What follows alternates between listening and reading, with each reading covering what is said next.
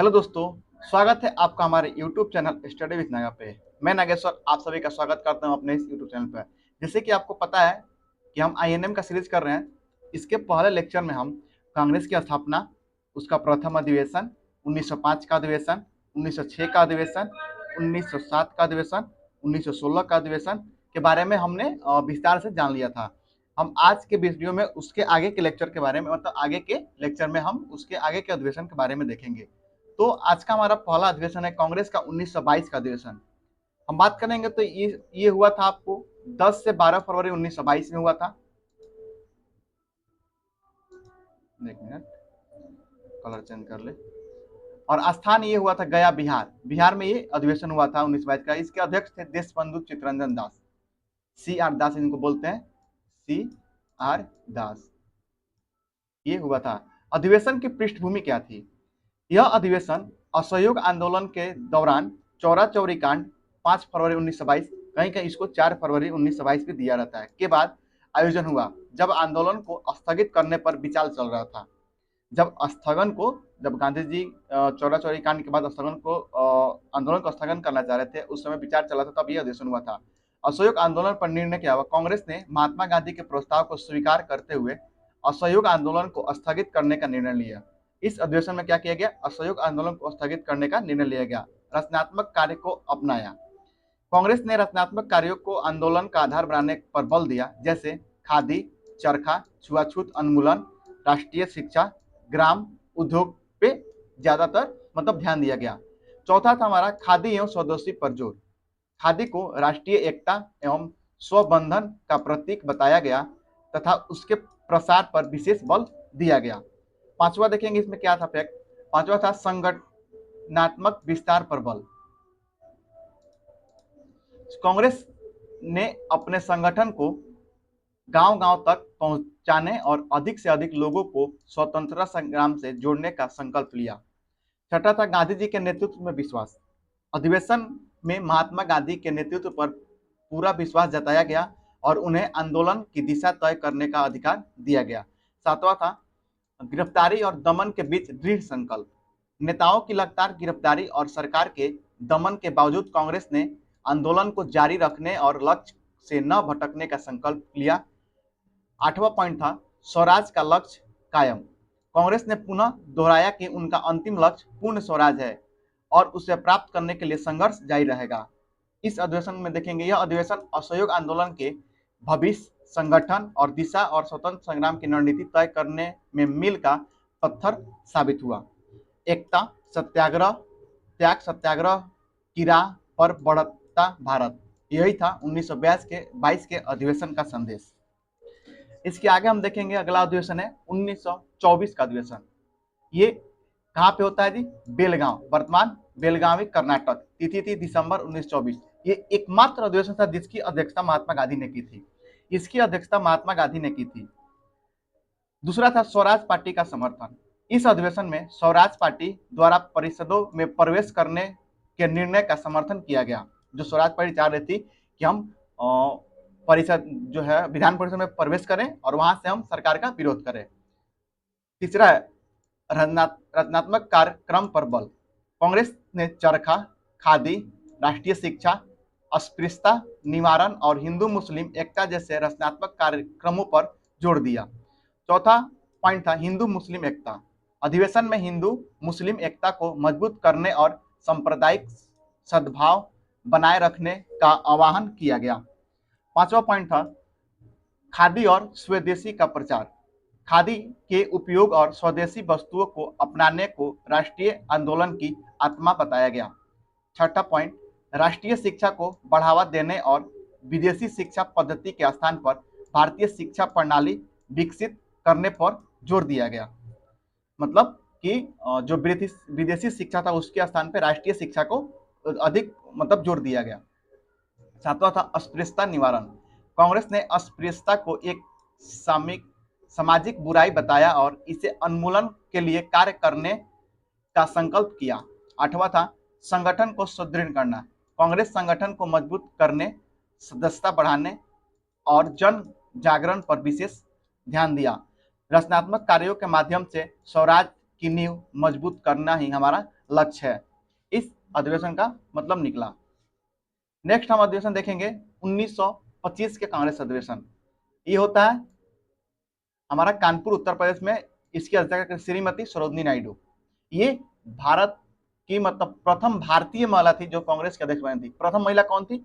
1916 के अधिवेशन में सरोजिनी नायडू, और सॉरी एनी बेसेंट। पहला फैक्ट देखेंगे कानपुर में अधिवेशन। भारतीय राष्ट्रीय कांग्रेस का 40वां अधिवेशन कानपुर में आयोजित हुआ। दूसरा था स्वराज का लक्ष्य। कांग्रेस ने स्वराज को अपना राजनीतिक लक्ष्य पुनः घोषित किया। स्वराज को पुनः अपना राजनीतिक लक्ष्य घोषित किया गया। तीसरा रचनात्मक कार्य पर बल। यहाँ मतलब ज्यादातर 1922 के बाद रचनात्मक कार्यों पर बल दिया जा रहा है। खादी, ग्राम उद्योग, छुआछूत निवारण, हिंदू मुस्लिम एकता, राष्ट्रीय शिक्षा आदि रचनात्मक कार्यक्रमों पर विशेष बल दिया गया। सर्वदलीय सम्मेलन का समर्थन। कांग्रेस ने सर्वदलीय सम्मेलन बुलाने और संवैधानिक सुधारों के लिए संयुक्त प्रयास करने का समर्थन किया। संवैधानिक सुधारों की मांग। ब्रिटिश सरकार से दायित्वपूर्ण सरकार शासन, केंद्रीय एवं प्रांतीय विधायकों के विस्तार और अधिक स्वशासन की मांग। युवाओं की भागीदारी पर बल। युवाओं को राष्ट्रीय आंदोलन में सक्रिय भाग लेने के लिए प्रेरित किया गया। इस अधिवेशन में मतलब युवाओं को भी आंदोलन में लेने के लिए प्रेरित किया जा रहा है। राष्ट्रीय एकता पर जोर। सांप्रदायिक एकता और राष्ट्रीय एकता को मजबूत करने का आह्वान किया गया। महत्व क्या था? 1925 का कानपुर अधिवेशन स्वराज की पुनर्पुष्टि, रचनात्मक कार्यों पर बल, संवैधानिक सुधारों की मांग के कारण कांग्रेस के इतिहास में एक महत्वपूर्ण मील पत्थर साबित हुआ। मतलब बहुत ही अच्छा ये रहा। नेक्स्ट देखेंगे 1929 के अधिवेशन में क्या था। ये लाहौर पंजाब में होता है 26 से 31 दिसंबर 1929। इसकी अध्यक्षता करते हैं पंडित जवाहरलाल नेहरू। इसमें क्या है? पहला पॉइंट देखेंगे हम, पूर्ण स्वराज का प्रस्ताव पारित। पूर्ण स्वराज का प्रस्ताव पारित। इस अधिनियम में पूर्ण स्वराज को कांग्रेस का आधिकारिक लक्ष्य घोषित किया गया। मतलब कि पूर्ण स्वराज इसमें किया गया। अब स्वराज नहीं, अब हमको क्या चाहिए? पूर्ण स्वराज। लाहौर प्रस्ताव, पूर्ण स्वराज प्रस्ताव पंडित जवाहरलाल नेहरू द्वारा प्रस्तुत प्रस्ताव को स्वर समिति से पास किया गया। इस प्रस्ताव को, पूर्ण स्वराज प्रस्ताव को पास किया गया। तीसरा पॉइंट था कि तिरंगा फहराया गया। 31 दिसंबर 1929 को मध्यरात्रि को रावी नदी के तट पर तिरंगा ध्वज फहराया गया। स्वतंत्रता दिवस मनाने की घोषणा भी की गई। चौथा पॉइंट में देखेंगे हम, 26 जनवरी को स्वतंत्रता दिवस के रूप में मनाने का निर्णय लिया गया। पहला स्वतंत्रता दिवस कब मना? 26 जनवरी 1930 को मनाया गया। मतलब ये बोला गया कि आज से मतलब अगले नेक्स्ट साल से हर एक 26 जनवरी को हम क्या मनाएंगे? भारत का स्वतंत्रता दिवस मनाएंगे। पांचवा फैक्ट है जनता से प्रतिज्ञा। देशवासियों से पूर्ण स्वराज प्राप्त करने के लिए हर संभव त्याग एवं बलिदान देने की शपथ दिलाई गई। छठा पॉइंट है सविनय अवज्ञा आंदोलन की पृष्ठभूमि। इस अधिवेशन ने सविनय अवज्ञा आंदोलन 1930 में जो चालू हुआ था उसकी नींव रखी। युवाओं की भूमिकाओं को बल। इस अधिवेशन में युवाओं की भागीदारी बढ़ी और नेहरू के नेतृत्व को राष्ट्रीय स्तर पर मान्यता मिली। आठवां पॉइंट है अंतर्राष्ट्रीय प्रभाव। पूर्ण स्वराज के लक्ष्य ने भारतीय स्वतंत्रता संग्राम को अंतर्राष्ट्रीय स्तर पर नहीं पहचान दिलाई। हमारा लक्ष्य क्या है? पूर्ण स्वराज, और हम इसे लेकर रहेंगे। लाहौर अधिवेशन में लक्ष्य था कि हमारा लक्ष्य क्या होगा? स्वराज से हटकर पूर्ण स्वराज हो गया और हम इसे लेकर रहेंगे। नेक्स्ट है हमारा कांग्रेस का 1931 का अधिवेशन। 26 दिसंबर 1931 से 29 दिसंबर 1931 तक ये अधिवेशन चलता है। कराची में होता है। सरदार वल्लभ भाई पटेल इसके अध्यक्ष रहते हैं। यह अधिवेशन हमारा संघर्ष, एकता और संकल्प की शक्ति का प्रतीक है, सरदार वल्लभ भाई पटेल ने बोला था। अधिवेशन का महत्व क्या था? यह अधिवेशन गांधी इरविन समझौता 5 मार्च 1931 को होता है, उसके बाद आयोजित किया गया था। महात्मा गांधी ने लंदन में होने वाले गोलमेज सम्मेलन में भाग लेने का निर्णय इसी अधिवेशन की स्वीकृति लिया था। मतलब इसी अधिवेशन में स्वीकृति लिया कि हम जो गोलमेज सम्मेलन, द्वितीय गोलमेज सम्मेलन है, उसमें हम भाग लेंगे। इस अधिवेशन में मौलिक अधिकारों और राष्ट्रीय आर्थिक कार्यक्रम को पारित किया गया। मौलिक अधिकारों में अभिव्यक्ति की स्वतंत्रता, धर्म की स्वतंत्रता, समानता का अधिकार, निःशुल्क प्राथमिकता शिक्षा आदि को शामिल किया गया। नेक्स्ट देखेंगे राष्ट्रीय आर्थिक कार्यक्रम में भूमि व्यवस्था में सुधार, कृषि पर करों में कमी, उद्योगों का विकास, श्रमिकों के अधिकार आदि पर बल दिया गया। इस अधिवेशन ने कांग्रेस के लक्ष्य को पूर्ण स्वराज की दिशा में मजबूत किया। संक्षेप में देखेंगे अगर तो क्या है, गांधी इरविन समझौते के बाद एकता और विश्वास पर मजबूत किया। गोलमेज सम्मेलन में भाग लेने का मार्ग प्रशस्त किया। मौलिक अधिकारों की घोषणा कर भारतीय जनता के भविष्य के लोकतांत्रिक अधिकारों की नींव रखी। राष्ट्रीय आर्थिक कार्यक्रम के माध्यम से स्वदेशी आर्थिक आधारित आर्थिक स्वतंत्रता पर बल, एक अधिवेशन स्वतंत्रता संग्राम को नई दिशा देने वाला ऐतिहासिक अधिवेशन था। नेक्स्ट देखेंगे 1934 का अधिवेशन। 1934 बंबई में होता है। डॉक्टर राजेंद्र प्रसाद इसके अध्यक्ष थे। प्रमुख निर्णय इसमें क्या लिया गया?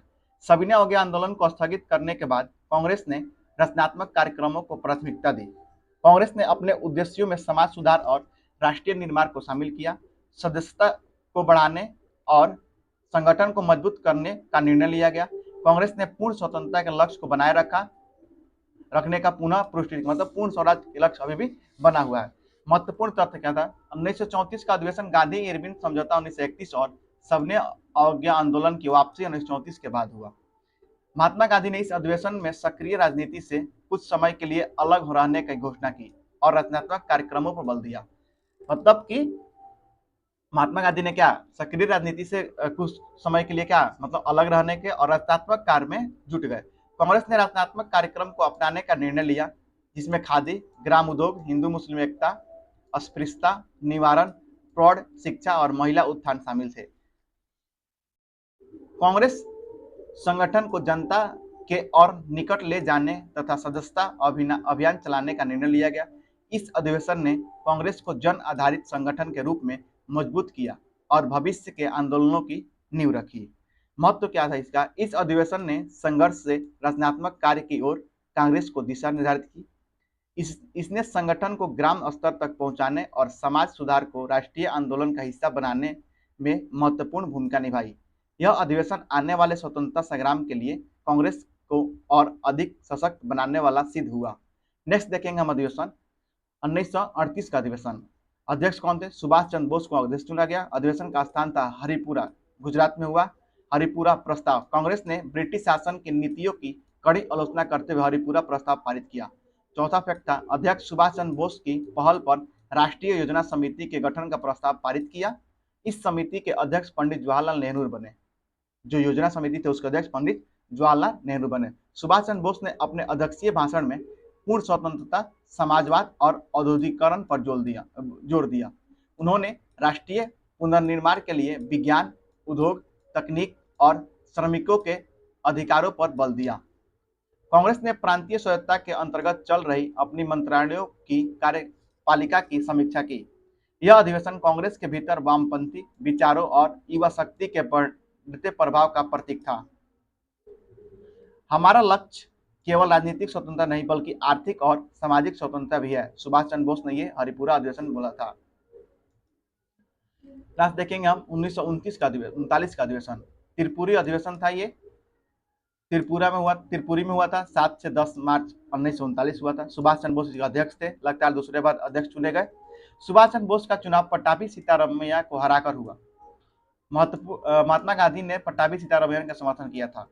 मतलब इस समय एक तरफ सुभाष चंद्र बोस थे और महात्मा गांधी पट्टाभी सीतारामैया को मतलब नेतृत्व कर रहे थे। तो पट्टाभी सीतारामैया नहीं जीते, सुभाष चंद्र बोस जीत गए। यह पहली बार था जब कांग्रेस अध्यक्ष का चुनाव प्रतिस्पर्धा के द्वारा हुआ। अधिवेशन में राष्ट्रीय योजना समिति के गठन का प्रस्ताव पारित हुआ, जिसके अध्यक्ष जवाहरलाल नेहरू को बनाया गया। अधिवेशन में यूरोप में बढ़ते फांसीवाद और युद्ध के खतरे को निंदा की गई तथा भारत की स्वतंत्रता को युद्ध समर्थक की शर्त बताया गया।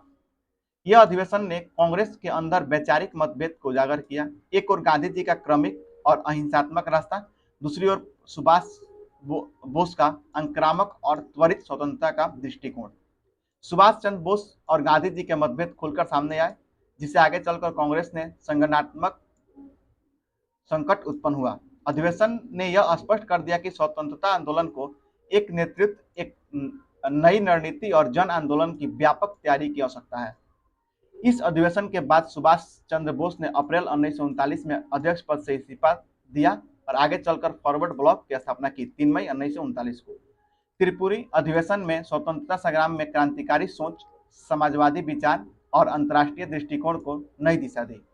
त्रिपुरी अधिवेशन ने कांग्रेस को नई चुनौतियों और नई दिशाओं के रूबरू कराया तथा यह स्वतंत्रता संग्राम के इतिहास में एक निर्णायक अभ्यास सिद्ध हुआ।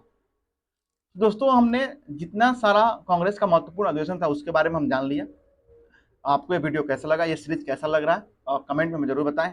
और हम आगे अब जो भी घटनाएं घटी है स्वतंत्रता से जुड़ी, उस घटनाएं के बारे में हम एक एक वीडियो के माध्यम से देखेंगे। तब तक के लिए धन्यवाद। मिलते हैं किसी नेक्स्ट